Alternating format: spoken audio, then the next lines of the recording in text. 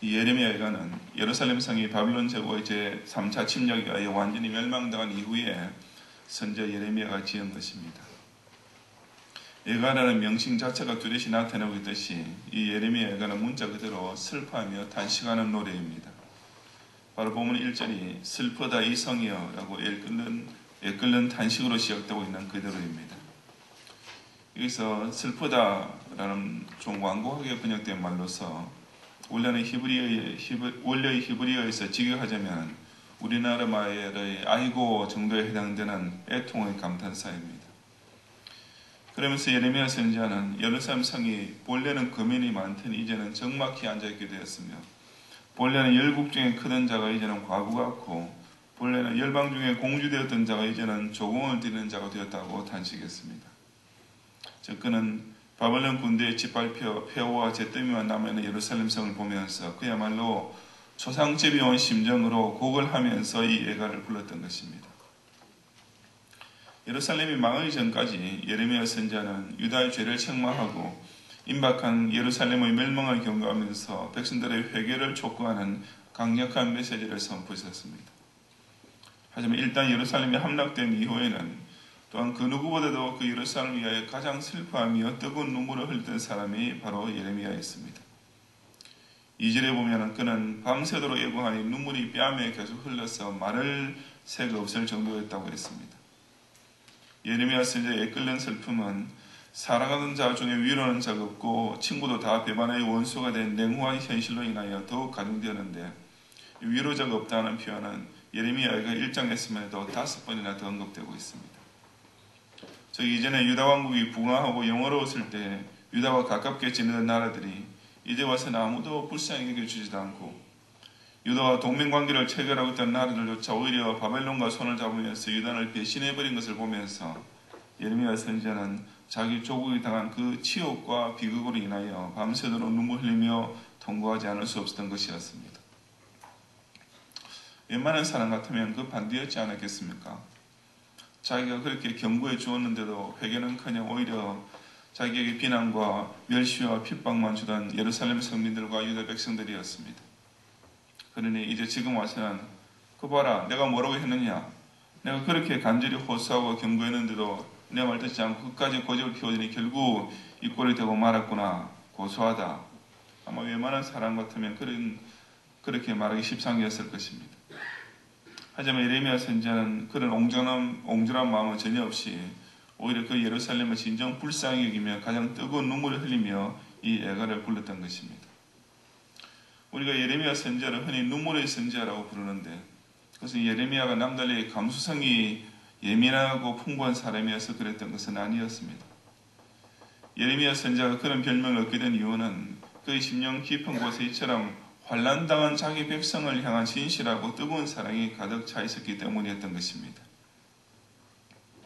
그런 예가를 부르면서 오늘 읽은 본문에서 예레미야는 참 의미심장한 말을 했는데 바로 12절에서 물어 지나가는 자여 너희에게는 관계가 없는가?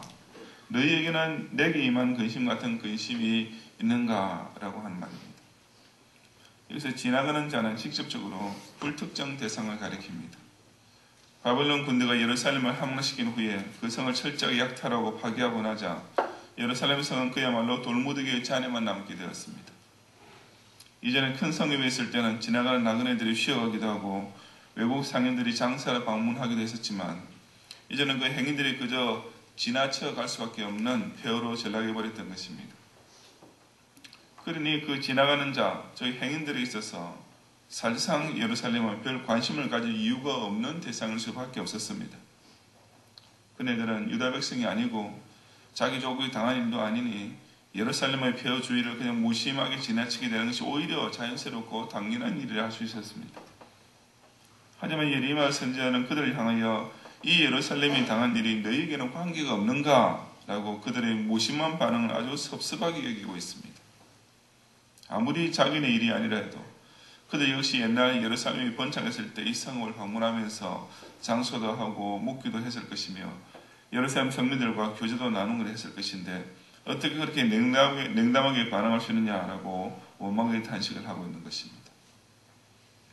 하지만 어쩌면 예레미야 선지자가 이 지나가는 자, 즉 예루살렘의 멸망에 대하여 당연히 무심할 수밖에 없는 불특정 대상을 두고 너희에게 관계가 없는가라고 단식하는 말은 사실상 유다 백성들을 가리키고 있는 말인지도 모릅니다.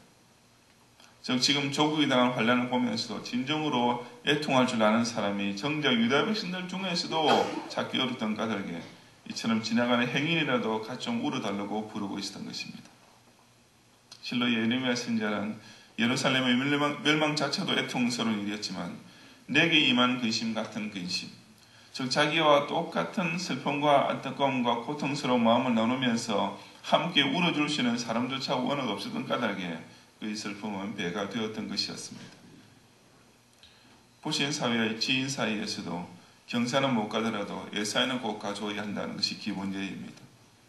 그렇다면 하물며 성도들 사이에서 누구 어려운 일을 당할 때, 환난과 슬픔 중에 있을 때, 혹은 큰 근심과 고통에 빠졌을 때 그 애통을 함께 나누지 못한 데서야 말이 되겠습니까?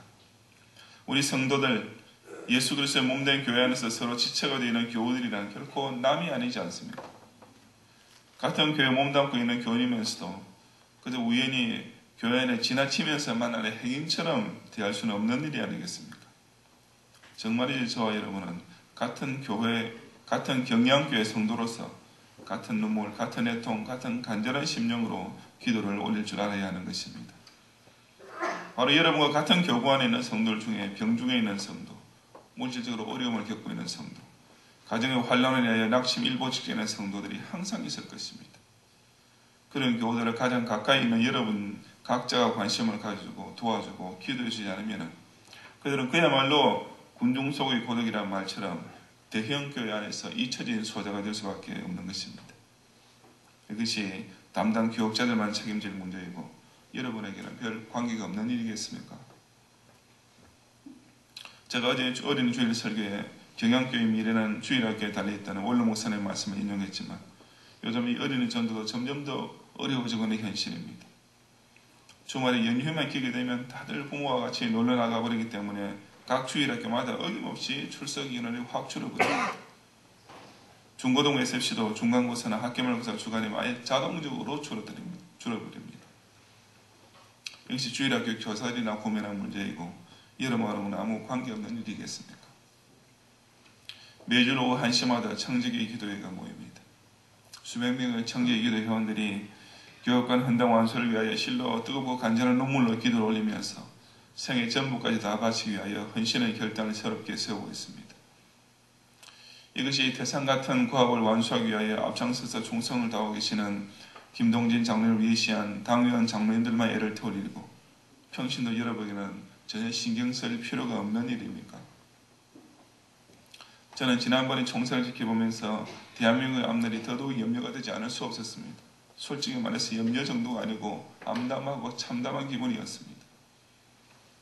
대한민국 국기 달기를 거부하고 애국가를 아예 부르지 않을 정도로 공산주의 색깔을 확실하게 대놓고 드러내는 정치인들이 무슨 진보주의라는 미명으로 자신을 시장하면서 국회 의석을 10몇 개씩이나 차지했습니다. 그 정도가 아니고 아예 이제는 수권 정당이 되겠다고, 즉 대권까지 쟁취해서 이 대한민국을 통째로 공산주의 국가로 만들겠다고 나서는 판인데도 기독교 신자라는 사람조차 나는 그저 공짜 복지 공약만 해주는 정당이나 정치인에게 표를 찍을 뿐이지 대한민국이 공산화되든지 말든지 그것은 나하고 아무 관계없는 일이라는 말입니까? 지금 이 순간에도 북한의 지하교회 성도들은 문자 그대로 아멜과 토고를 전전하면서 생명의 위협을 받는 가운데 예배를 드리고 있습니다. 초대교회 시절에 사도와 성도들이 로마 제국으로부터 당했던 끔찍한 박해가 바로 지금 지청인 북한 땅에, 바로 우리 혈육인 북한 동포들에게 실제로 벌어지고 있습니다. 아니 그보다 훨씬 더 극심하면 극심했지 조금도 못할 리가 없는 무서운 박해가 우리와 같이 예수님을 믿는 북한의 신자 형제자매들에게 현재 상황으로 벌어지고 있는 것입니다. 지금은 빙산의 일각 정도도 되지 못할 정도의 정보밖에 알 수 없지만 나중에 통일이 되고 난 후에 저 북한의 성도들이 3대에 걸친 공산 독재로부터 방한 박해의 전모가 완전히 드러나게 되면은 그래서 현대 기독교 교회사에서 세 장 하나 정도가 아니고 책 몇 권을 써도 모자랄 정도로 엄청난 양이 될 것입니다. 그런데도 현재 그것은 나와는 우리 경영교회와는 별 상관없는 일이라고, 같이 우려할 이유가 전혀 없는 일이라고, 남은 일이라고 생각하고 계십니까? 5대양 6대주에는 우리 경영교회에서 파송한 선교사들 중에서만 해도 반기독적인 정권에 의하여 박해를 당하거나 이슬람 교도로부터 생명 위협까지 당한 일들이 비일비재하게 벌어지고 있습니다. 그런 가운데서 선교사님들과 그 사모님들과 그 어린 자녀들은 전혀 낯선 언어와 문화와 풍습 속에서 열악한 의식주와 풍토병 위협까지 무릅쓰면서 복음 전파의 제1선에서 고군분투하고 계십니다. 그리고 그 중에는 실제로 강제 추방을 당하거나 병을 얻어서 마치 전투 중에 부상을 당하고 후송되는 병사처럼 고국으로 어쩔 수 없이 돌아오시는 선교사님들도 왕왕 있습니다. 그런데도 그것은 그저 선교에서는 알아서 할 일이고 나는 선교의 월정의 해변 꼬박꼬박 내면 되지 더 이상 염려하거나 기도할 일은 아니라고 혹시 생각하고 계십니까? 우리 경영교회 성도들에게도 하나님께서는 이 유다가 당한 일이 너희에게는 관계가 없는가? 라고 묻고 계시는 일들이 너무나 많습니다.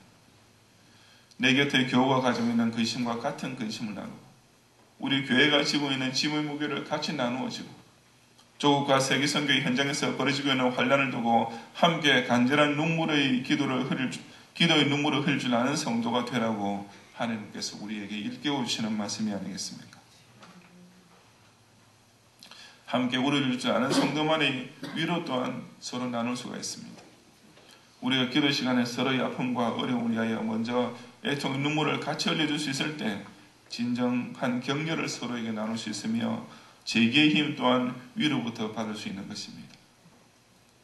가까운 성도들끼리도 그저 지나가는 자처럼 소원한 관계를 가지고서 피차의 형편을 자기에게 아무 관계 없는 일처럼 여기는 행인들이 만나는 교회가 아니라 함께 모이는 기도 시간마다 진정 한 교우의 근심과 눈물을 같이 나누고 교회와 조국이 당하고 있는 어려운 현실을 위해 합심으로 뜨겁게 기도드림으로써 그 모든 역경 중에서도 끝내 소생하고 온갖 환란을 통과하면서도 끝내 승리하게 되는 기쁨과 은혜 역시 함께 나누는 성도들이 되시기를 주님 이름으로 축원합니다.